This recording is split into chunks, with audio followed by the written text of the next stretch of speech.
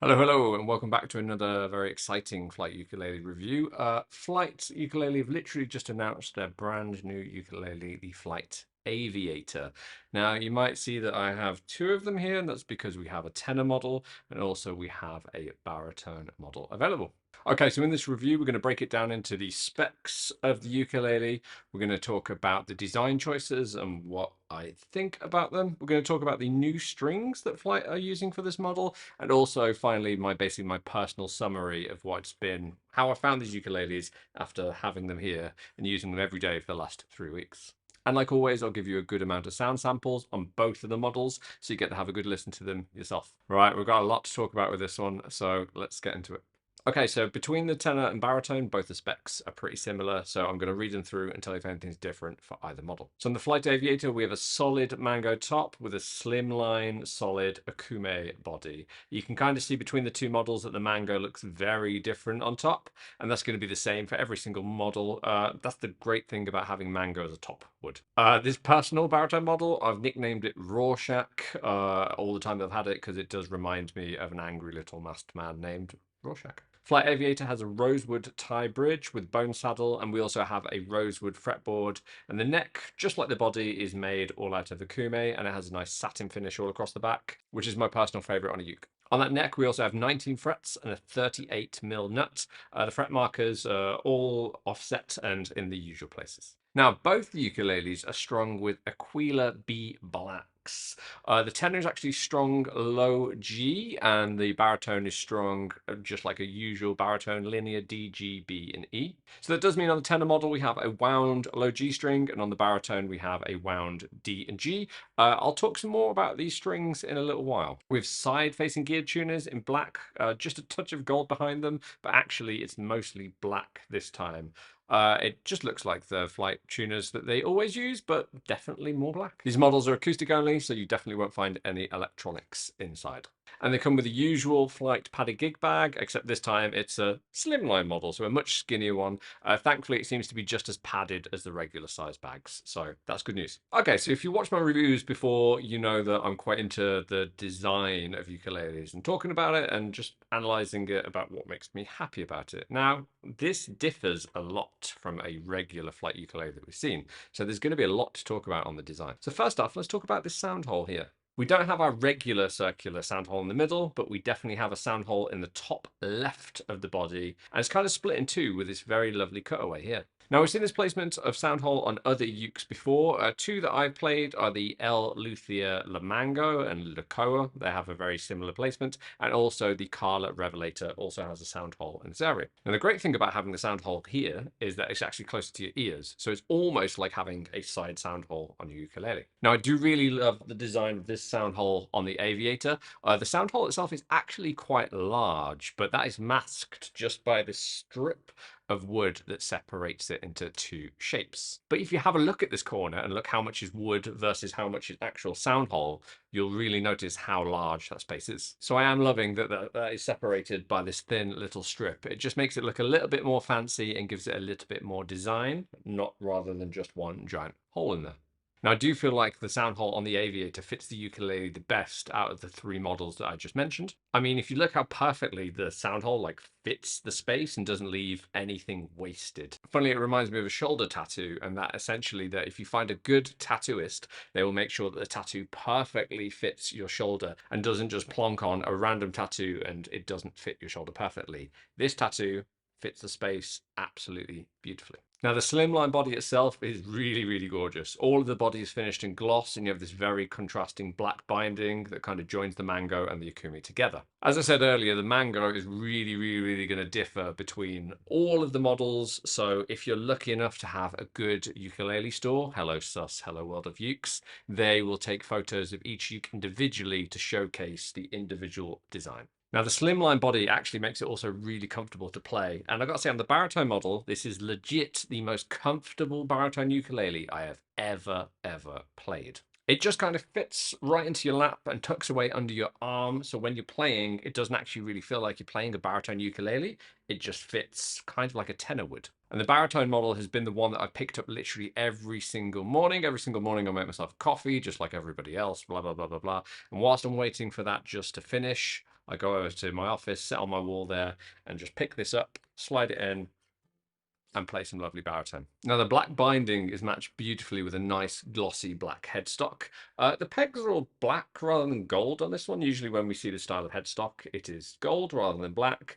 And as silly as it might sound, just for me on design point, it's really, really, really important. We have this lovely black gloss, this black hardware with this black cutaway, and it just contrasts perfectly against this really light natural wood. The Flight ukulele logo on top has also grown in size. It's a real nice pearlescent, and I think it just sits perfectly on this headstock. So from a design point, I just think it looks extremely elegant. The fret markers here are simple dots offset, kind of exactly like we have on a Fireball, where they're just tucked away. But these guys are a nice blue pearl color, which actually looks very cool. The fact that everything else on the uke is quite understated, natural wood, black, and then we just have an injection of color in the neck is really quite sweet. It's really nice. Now this cutaway on the body is actually lower than usual. Usually we have it joining around the 15th fret, and here we've got it on the 17th fret instead. Now, if we look at the back of the neck, we can actually see that we've got a bolt on here rather than kind of this big heel coming out. Now, this actually means that it's much more comfortable to play higher up the neck because essentially when my thumb is all the way up the back here,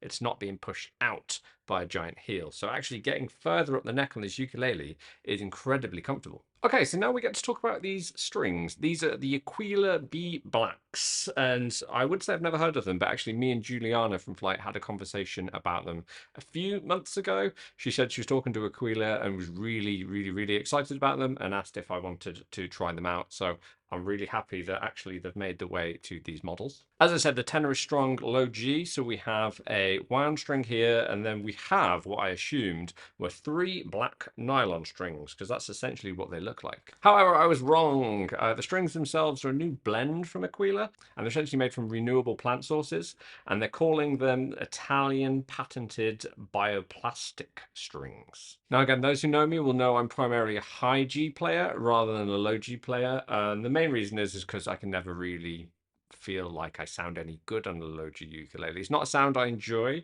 However, this string set, especially this wound string, may be the closest I've ever been to fully enjoying a low G ukulele. The wound strings just have a fantastic, real, just punchy, lively tone to them. And even though these strings are much thicker than I'm used to, like I said, usually I play lovely skinny fluorocarbons. These much thicker, feel like nylon strings. They produce a really good sound. They're really loud and really quite punchy. So it's been really interesting playing along with them. So that does mean that all the sound samples on the tenor model will be low G. Like I said, usually I'm a high G player and the ukes I get sent are high G. However, speaking with Juliana at Flight, she's agreed to let me keep this kid so I can restring it high G with my normal uke logic setup. So obviously I haven't had a chance to do that for this review, but I will be restringing this as a high G ukulele. So any high G uke players, and you're wondering how this uke's going to sound, please make sure you subscribe just to keep up with it. But I'm very interested to see how this survives as a high G ukulele.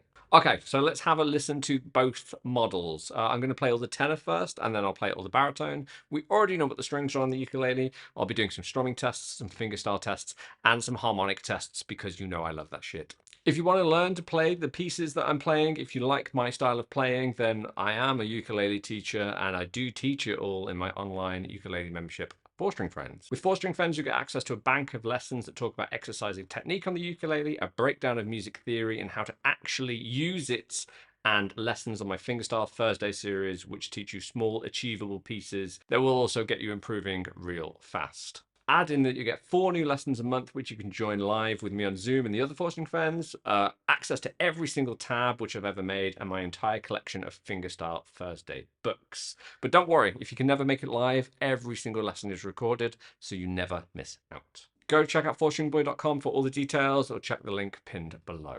Okay, sound sample time. Let's go listen to the Flight, Aviator, tenor, and baritone models.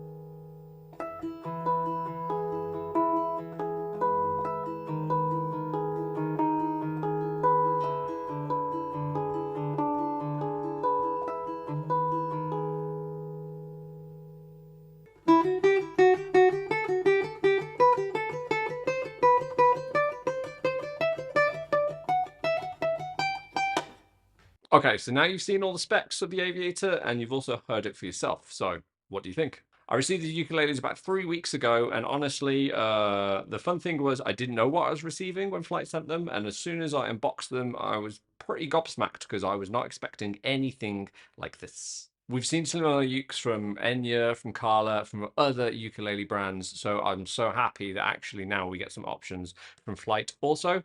The great thing about options is that we get more options as the consumer. So the more options we get, the more choice we have, the better it is. Now, once I got past the looks of the ukulele, it was actually the weight that hit me next, or the lack of weight that hit me next. These ukuleles are so incredibly light. And I'm guessing it must be a combo of, missing 50% of your body size and not having a pickup attached. But man, you really feel it, and especially in that baritone model. Anyone who suffers from shoulder pain or back pain from having a ukulele strapped to them is going to be very, very, very, very, very happy with these options. Okay, so the sound. This is a slimline ukulele, and it's also got a mango top. So that would suggest to me that we're going to have quite a timid ukulele, or that something is going to be sacrificed. The tone or the sustain or something is going to be cut. Weirdly, I found the exact opposite of this, and again, this is another reason I've been gobsmacked by this ukulele. Quite frankly, the volume and the projection that come out of this ukulele is absurd and amazing. I don't know if it's because, there's less place to travel, and actually the sound hole is pretty massive, but good lord, does it really hit you in the face as soon as you start playing anything on it. It really has to be played and heard in person to believe. I try and do my best on these videos because I know we don't all have access to a local ukulele store or anything, but honestly, if you do get the chance to play one of these live, just hit that first chord in it and just listen to it and let it sit there and ring. I promise you it's not what you're going to expect. Now, the nerd in me wants to see if this is actually enhanced by the strings that are attached to it as well. There's a chance that Flight have been the ultimate genius and just paired the perfect pair of strings with this ukulele. So that's why I'll be very excited to scientifically rip them off and attach the strings that I'm used to see what a difference it makes to the ukulele sound overall. So I'm in a very lucky place where I get to review most of the Flight ukuleles that come out and get released. And whilst I do have a lovely time with them all, they're on loan from Flight, and so they get sent back. And after I've done making the reviews and sound samples for them, I'll probably never meet them again. So that filled me with sadness with these two, so I'm happy to announce that these two are definitely going nowhere. After spending just 3 weeks with them, I honestly have fallen in love with both of the models, and so told Flight that if they wanted them back, they have to come visit me personally and rip them from my hands. And by that, I asked Flight very nicely if I could please keep them, please, please, please keep them, please, love you, thank you, please. So hopefully that gives you a nice, honest view of how I feel about these ukuleles, and that I'm so happy that Flight have decided to give us some new slimline models alongside all the other fantastic slimline models that we get from other brands. As I said, more choice is better for all of us, so we have to celebrate new models. Thanks so much for listening to me today. Like I said, I'm going to be doing some more videos on this kid, especially on the tenor one, restringing it and playing it as a high G, see what a difference it makes and see what kind of sound it has as a high G ukulele. I think in that video I'll also slap on a pair of nylon strings as well, so we can basically battle it out, see how it sounds with the Aquilas, some nylons, and some fluorocarbons. If you want that, make sure you're subscribed. And obviously, for all the other Flight ukuleles that'll be coming to this channel. Thanks so much for listening to me ramble on today. You'll be seeing way more of these ukuleles. Like I said, I'm very happy that they're staying here and I get to use them more and more and more. Very curious how it's going to go as a high G ukulele. Any questions? Drop them in the comments. See you later.